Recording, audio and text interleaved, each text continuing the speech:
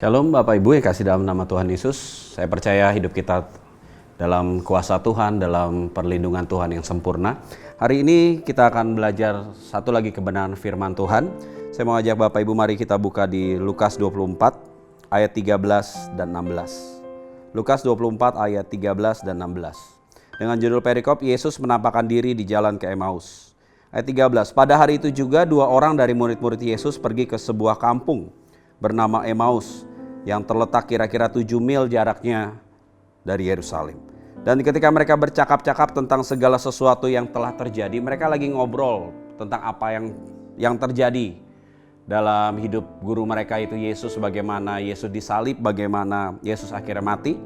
Di ayat 15, ketika mereka sedang bercakap-cakap, mereka sedang ngobrolin itu saudara, dan bertukar pikiran, datanglah Yesus sendiri mendekati mereka, lalu berjalan bersama-sama dengan mereka. Tetapi ada sesuatu yang menghalangi mata mereka sehingga mereka tidak dapat mengenal dia.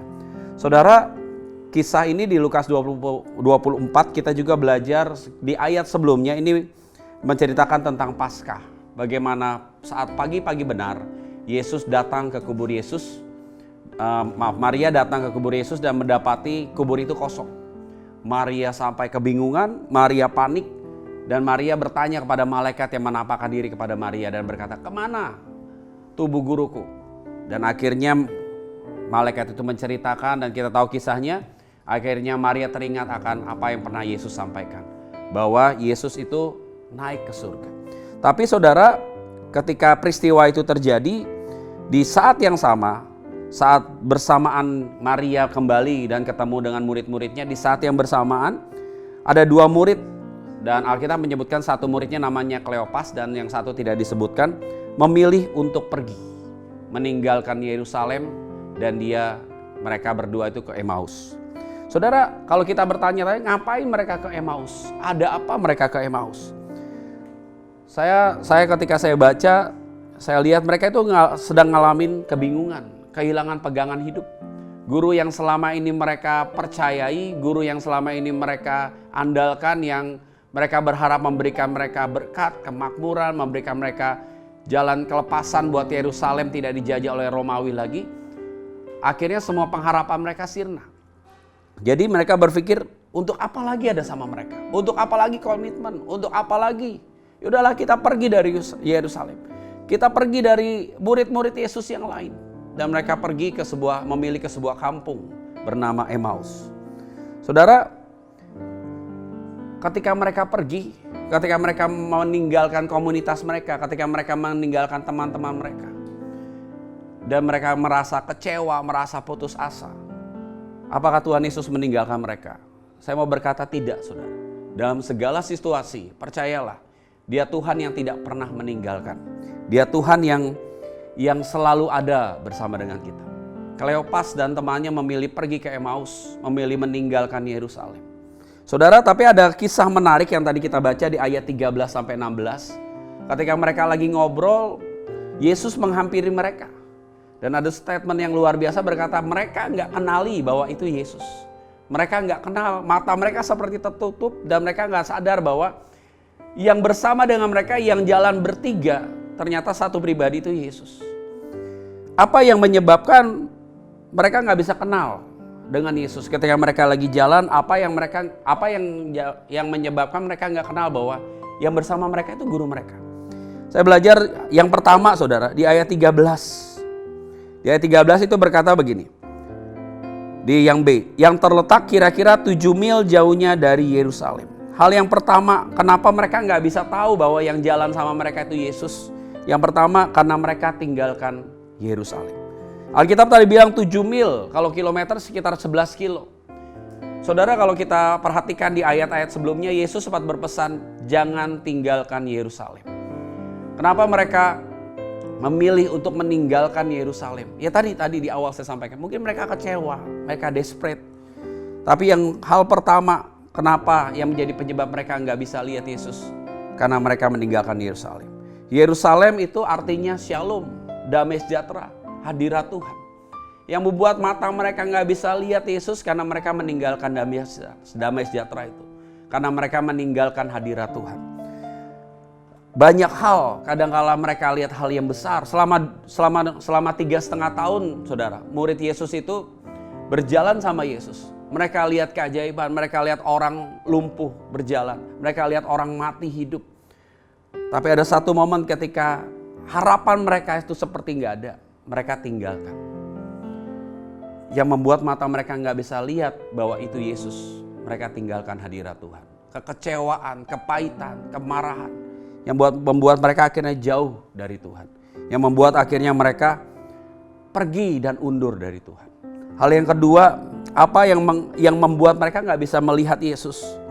Karena ada hal yang lebih besar yang menghalangi mata mereka. Kita percaya saudara bahwa kita punya Tuhan yang lebih besar daripada masalah dan beban kita. Tapi kadangkala pikiran kita, mindset kita itu dipengaruhi dengan beban saya lebih besar. Masalah saya lebih besar. Semua yang menimpa saya itu lebih besar dibandingkan semua yang saya lihat tentang Tuhan. Apa itu Tuhan? Saya nggak lihat Tuhan. Memang Tuhan nggak lihat, nggak kita lihat. Tapi bukankah sebelum-sebelumnya kita lihat mukjizat Tuhan? Dua orang murid ini kenapa mereka nggak kenal dan mereka nggak tahu bahwa yang jalan sama mereka itu Yesus yang kedua? Karena ada yang menghalangi mata mereka untuk melihat, yaitu beban. Yaitu pengharapan mereka yang mulai sia-sia, yang sepertinya sudah nggak ada. Pengharapan mereka yang mulai pudar dan akhirnya membuat mereka nggak bisa lihat Yesus. Tapi bersyukur saudara, bersyukurnya apa? Karena dalam keadaan kita tinggalkan Yesus, dalam keadaan kecewa yang begitu rupa, Tuhan tidak berkata, oh kamu jadi nggak dengerin saya ya? Saya suruh jangan tinggalkan Yerusalem tapi kamu pergi. Ya udah, kamu saya hapus dari buku catatan kehidupan. Enggak. Kabar baiknya adalah Yesus tetap menghampiri kita. Yesus tetap mendatangi dua orang itu. Yesus tetap ketemu orang itu. Ayat 30-33. Kalau kita baca nanti kisahnya, mereka itu akhirnya mata mereka terbuka. Dan mereka sadar bahwa yang tadi ngobrol sama mereka, yang makan bersama dengan mereka, itu Yesus. Sampai mereka saling berbincang. Makanya kenapa hati kita saat itu berkobar-kobar ya? Makanya kenapa hati kita saat itu berapi-api ya? Ternyata itu Yesus. Saudara, saya mau sampaikan, jangan tinggalkan hadirat Tuhan. Jangan buat mata kita terlalu besar lihat beban yang berat, kepahitan yang berat, kemarahan, kekecewaan, dan akhirnya kita nggak bisa lihat Tuhan di tengah segala sesuatu. Di balik semua hal ketika kita berjalan, percayalah, ada Tuhan yang bersama dengan kita. Ada Tuhan yang sampai hari ini saudara, bersama dengan saudara dan saya. Ingat bahwa Tuhan memberi namanya adalah apa saudara? Immanuel, yang artinya Tuhan beserta kita. Saya berdoa biar hari ini kita mulai percaya, kita mau tetap percaya. Yesus tetap berjalan loh sama kita. Tapi jangan biarkan mata kita nggak bisa lihat bahwa yang jalan sama kita itu Yesus. Yang jalan bersama dengan kita itu Yesus. Kenapa? Karena kita mulai tinggalkan hadirat Tuhan, tinggalkan Yerusalem.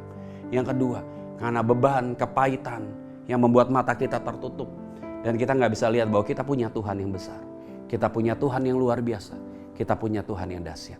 Mari Bapak Ibu Saudara sekalian, saya mau ngajak kita. Mari percaya sama Tuhan. Berharap sama Tuhan. Karena sekali lagi firman-Nya berkata, pengharapan di dalam Tuhan tidak akan pernah mengecewakan. Mengecewakan saudara dan saya, tidak akan pernah. Sampai hari ini saya tetap percaya bahwa saya punya Tuhan yang besar. Saya punya Tuhan yang menyertai. Saya punya Tuhan yang tidak meninggalkan. Dan saya berdoa biarlah kita bisa melihat, mata kita bisa melihat ketika saudara dan saya berjalan. Ada Tuhan, bahkan Tuhan berkata dia Tuhan yang berjalan di depan saudara. Ketika kaki kita letih, ketika kita bahkan tidak bisa berjalan sekalipun, ada Tuhan yang menggendong kita. Meskipun keadaan yang tidak menyenangkan sedang kita lihat di depan, keadaan yang tidak sesuai dengan apa yang mungkin yang firman Tuhan bilang, ya Tuhan terus, tapi saya nggak bisa lihat sesuatu yang besar terjadi.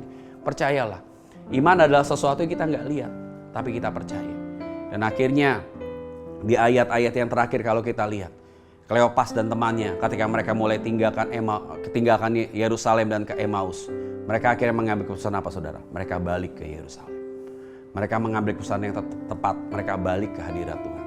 Mereka balik ketemu dengan komunitasnya, mereka balik ketemu dengan teman-temannya, mereka balik ketemu dengan murid-murid Yesus yang lain. Mereka balik ke hadirat Tuhan. Satu contoh lagi ketika Petrus, dia menyangkal Yesus 3 kali.